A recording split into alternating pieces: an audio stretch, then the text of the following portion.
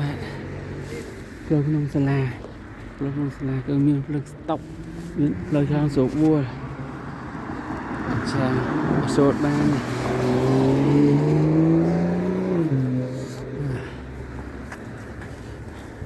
ក្នុងសាលាកូនរៀនវិជ្ជាធ្លាក់ព្រិលបាទថត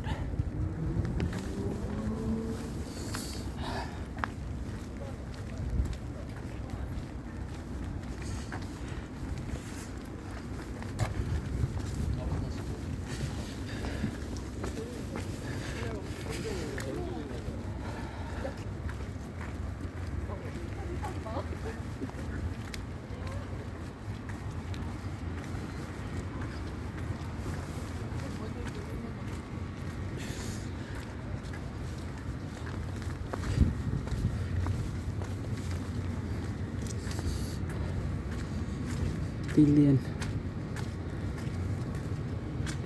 បាក់រឿងសាលាគេបាទ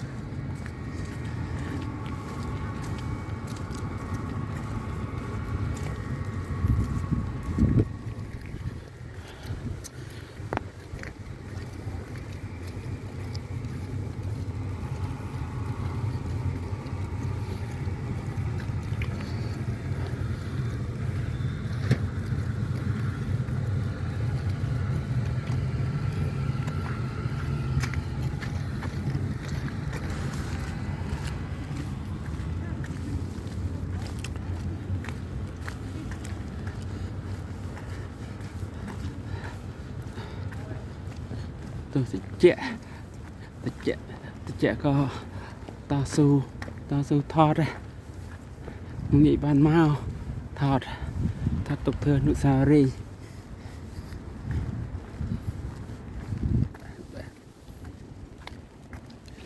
អូអាគេបានអាឡៃគេធំបានអាឡៃ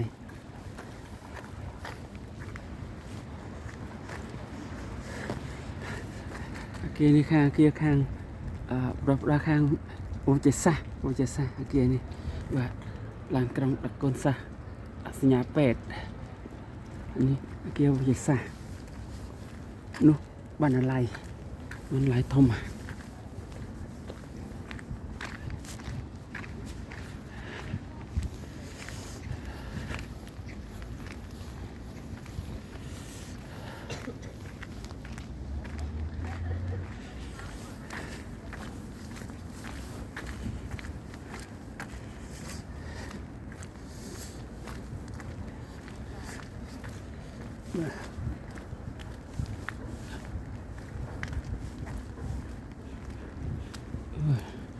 នោះមានអាគារផ្សេងច្រើនទៀតស្គាល់អត់អស់អត់មានកាយចូលរៀនបាត់ហើយ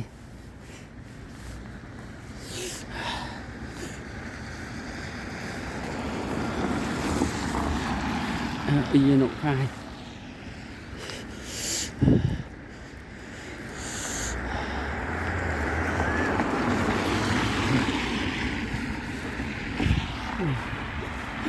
ដាច់សន្លឹមផ្លូវក្នុងដាក់វេនសាលាគេដាច់សន្លឹមផ្លូវភ្លោះនោះទៅដល់អាគារពុះបានផុតសាលាខាងនេះនោះទៅចាល់ផ្លូវបានផុតសាលាទៅផុតចង់ផុតខ្ញុំដើរមកកន្លែងបណ្ណាល័យសិន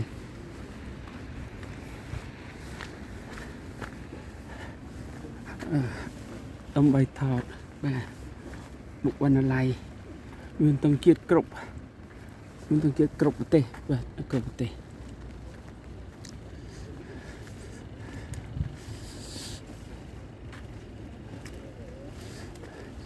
បណ្ណាល័យឆ្លងផ្លូវសិនបាទនេះឆ្លងផ្លូវរកកន្លែងឆ្លងស្រួលបួលបាទនេះឆ្លងផ្លូវទៅកន្លែងទង់ជាតិពួកកន្លែងទង់ជាតិនឹងមានទង់ជាតិកម្ពុជាយើងដែរមាននិស្សិតខ្មែរយើងរៀននៅនឹងដែរបងខ្ញុំថារៀន4-5 នាក់មានអ្នកកំពុងរៀន4-5 នាក់បាទ ហើយក៏មានអ្នករៀនចប់ហើយដែរបាទចង់ជួបនិស្សិតខ្មែរយើងដែលរៀននៅហ្នឹងនេះប៉ុន្តែគុំខ្ញុំថាគាត់មានកម្មវិធីទៅខាងក្រៅផ្សេងអស់ហើយនៅសល់តែម្នាក់ពីរអ្នកទាំងកូនខ្ញុំនឹងជួបគាត់បាទជួបគាត់ចង់ជួបបងប្អូននិស្សិតទាំងអស់និស្សិតកម្ពុជាបាទទាំងជាតិកម្ពុជាបាទទាំងជាតិកម្ពុជាកំពុងបាក់ចិត្តទាំងជាតិរុយណេបាទឃើញទាំងជាតិកម្ពុជានោះកំពុងស្អិតនឹងទឹកស្អិតពីទឹកជាប់បង្គោលស្អិតជាប់ជាតិកម្ពុជាទៅទាំងជាតិច្រើនណាស់ស្លានេះលក្ខណៈអន្តរជាតិទៅខាងមុខនោះបានផុតសាលាអានេះគឺជាបណ្ណាល័យ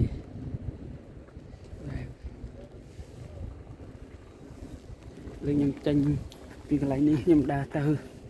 កន្លែងអន្តេវេសកដ្ឋានវិញបាទអន្តេវេសកដ្ឋានរបស់និស្សិតវិញ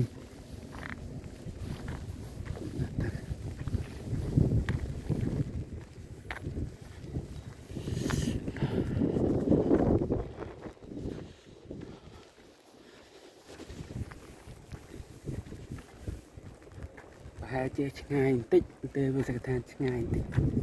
បាទ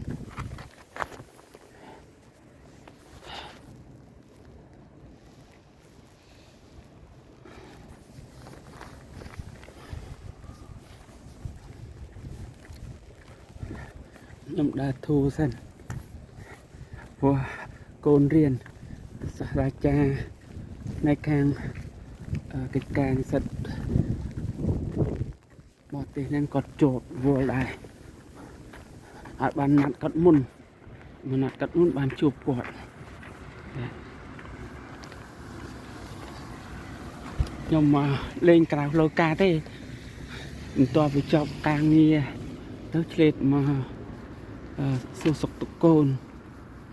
ហើយក៏ចូលលេងមើលទស្សនវិជ្ជាទូទៅមិនមកជាផ្លូវការទេ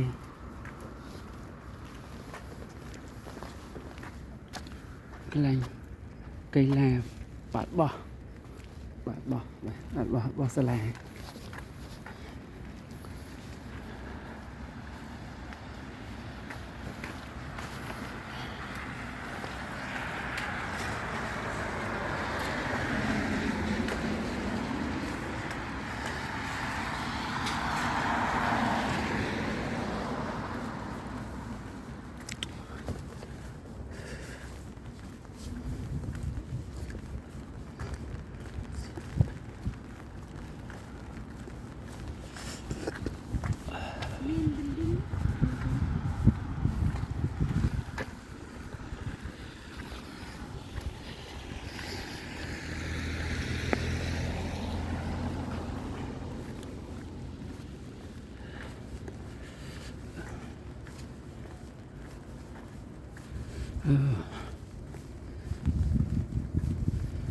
កន្លែងនេះក៏ស្អាត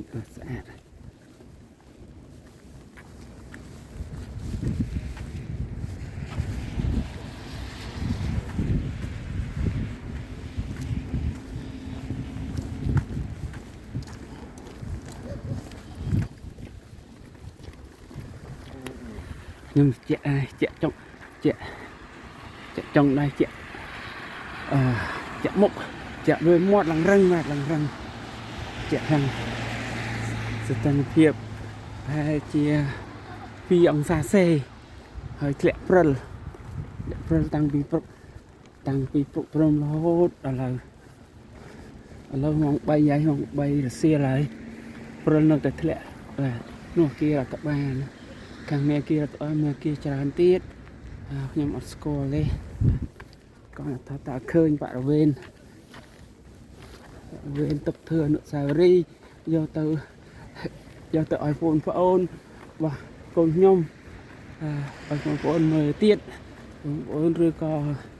បងប្អូននិស្សិតខ្មែរយើងហ្នឹងនិស្សិតខ្មែរយើងហ្នឹងបើចង់រៀនមានវិជ្ជាច្រើនហ្នឹងយើងរៀនជាភាសាអង់គ្លេសក៏បានដែរអង់គ្លេសយើងរៀនឲ្យបាន5.5មក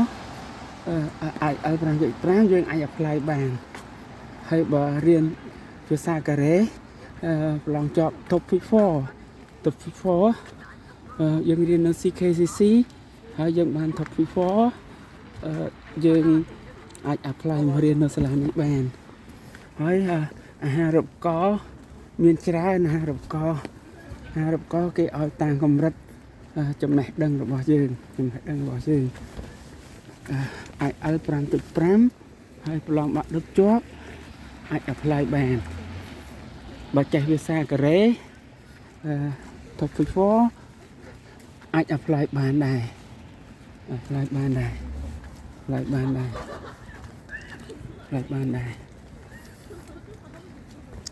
មុខជាមានច្រើននិស្សិតបរទេសច្រើនមកពីច្រើនប្រទេសនៅនេះមុខជាផ្នែកខាងអាកាសចរក៏មានបាទអាកាសចរខ្ញុំមើលឃើញបន្ទប់គេរៀនមិញដូចក្នុងយន្តហោះបន្ទប់គេរៀនផ្នែកអាកាសចរគេមានសហការអាកាសចរផ្នែកខាង Korean Air និងអាកាសចរ France Airline